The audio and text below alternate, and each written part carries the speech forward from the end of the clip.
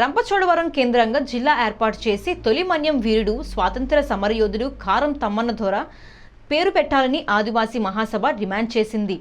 కారం తమ్మన్న దొర, కారుకొండ సుబ్బారెడ్డిల అనుచరుల వివరాలను ప్రభుత్వం వెంటనే సేకరించి ప్రచురించాలని, వారి కుటుంబాలకు తగిన గుర్తింపు ఇవ్వాలని కోరింది. ఆదివాసీ మహాసభ ప్రెసిడెంట్ మిడియం వెంకటస్వామి, కొంజం వెంకటరమణమ్మ, న్యాయ సలహాదారు అయినాపురపు సూర్యనారాయణ రాజమండ్రి ప్రెస్ క్లబ్లో శుక్రవారం ఉదయం మీడియా సమావేశంలో మాట్లాడుతూ, తమ్మన్న దొర ఆంగ్లేయులతో యుద్ధం చేసిన నాటికి మహాత్మా గాంధీ, జవహర్లాల్ నెహ్రూ, సర్దార్ వల్లభాయ్ పటేల్ వంటి వాళ్లు అసలు పుట్టలేదన్నారు. అలాగే రంప తిరుగుబాటుదారు ఎవరంటే అల్లూరి సీతారామరాజు అని చెబుతారని, అయితే వాస్తవానికి 1840లో బ్రిటిష్ వారితో రంపలో యుద్ధం చేసిన తొలి రంప తిరుగుబాటు వీరుడు కారం తమ్మన్న దొరని ఆయన చెప్పారు. అదేవిధంగా పోలవరం ప్రాంతంలో కారుకొండ సుబ్బారెడ్డి ఆంగ్లేయులపై తిరుగుబాటు చేయడంతో ఈయనతో పాటు 10 మంది అనుచరులను 1958 అక్టోబర్ 7న ఉరితీశారని, అదేవిధంగా 35 మంది అనుచరులకు జీవిత ఖైదీ విధించి గుంటూరు సెంట్రల్ జైలుకు తరలించడమే కాకుండా మరో 8 మంది అనుచరులను అండమాన్ జైలుకు పంపారని సూర్యనారాయణ తెలిపారు.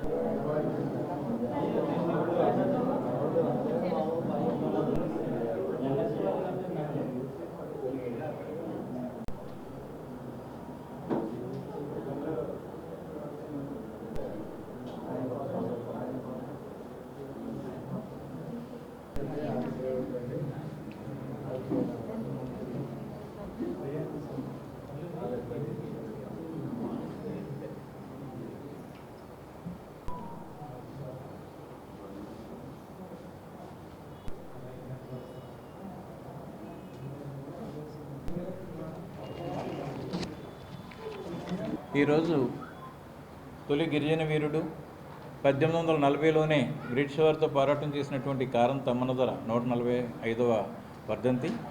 ఆ సందర్భంగా ఈరోజు మా ప్రధానమైన డిమాండ్ ఏంటంటే, చంద్రబాబు నాయుడు గారు గత ఎన్నికల ముందు రంపచోడవరం కేంద్రంగా జిల్లా ఇస్తామని చెప్పేసి ప్రకటించారు కాబట్టి ఆ జిల్లాను కారం తమ్మన్న దొర జిల్లాగా ప్రకటించాలని చెప్పేసి కోరుతున్నాం.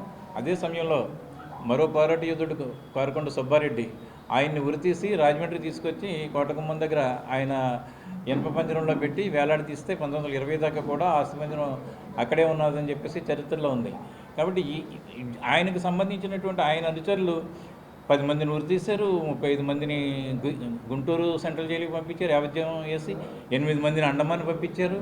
ఇంత చరిత్ర ఉన్నటువంటి గిరిజనులకు సంబంధించి ఏ విధమైనటువంటి రికార్డు కూడా ఇవాళ ప్రభుత్వం దగ్గర లేదు. వాళ్ళ కుటుంబ సభ్యులు ఏ పరిస్థితిలో ఉన్నారో కూడా ఇవాళ ప్రభుత్వం దగ్గర లేకపోవడం అనేది చాలా సిగ్గుచేటైనటువంటి విషయం. కేంద్రం గుర్తించి కారం తమ్మన్న ద్వారా కారుకొండ సుబ్బారెడ్డిని గుర్తించి కేంద్ర ప్రభుత్వం అక్కడ సంస్మరణ సభ ప్రకటించింది 75 సంవత్సరాలు ఆయా స్వాతంత్రం వచ్చిన సందర్భంగా. కానీ రాష్ట్ర ప్రభుత్వం ఎక్కడా కూడా దానికి సంబంధించి ఏ విధమైన కార్యక్రమం కూడా తీసుకోలేదు. అదే కారం తమ్మన్న ద్వారా కూడా 30 మంది అనుచరులతోటి ఒక ముఠాగా ఏర్పడి ఒక ఉద్యమాన్ని చేపట్టి బ్రిటిష్ వాళ్ళకి వ్యతిరేకంగా పోరాటం చేస్తే ఆ 30 మంది ఎవరు, వాళ్ళ పరిస్థితి ఏంటి? అదే సమయంలో ఇక్కడ 1846లోనూ ఒక ఆయన అరెస్ట్ చేసి ఇక్కడ రాజమండ్రి సెంట్రల్ జైల్లో కూడా తరలించారు. ఆయన ట్రైల్కి రాకుండానే ఆయన చనిపోయాడు. మరి ఇటువంటి డేవిడ్ ఆర్నాల్డ్ అని ఎవరో ఈ చరిత్ర అంతా రికార్డ్ చేశారు. కానీ ఇక్కడ మన రాష్ట్రంలో ఇక్కడ సరైనటువంటి లేదు. కానీ రాష్ట్ర ప్రభుత్వంలో దానికి ఒక డిపార్ట్మెంట్ ఉంది, జనరల్ అడ్మినిస్ట్రేషన్ డిపార్ట్మెంట్. వాళ్ళు చేయాల్సిన పని ఇదే, ఇలాంటివన్నీ చేయాలి. కానీ వాళ్ళు ఇప్పటివరకు కూడా చేయలేదు. అలాగే కేంద్రంలో హోమ్ అఫైర్స్ వాళ్ళ పని కూడా ఇదే, స్వాతంత్ర సమరయోధులకు సంబంధించినటువంటి వాళ్ళ కుటుంబాలను ఐడెంటిఫై చేయడమే.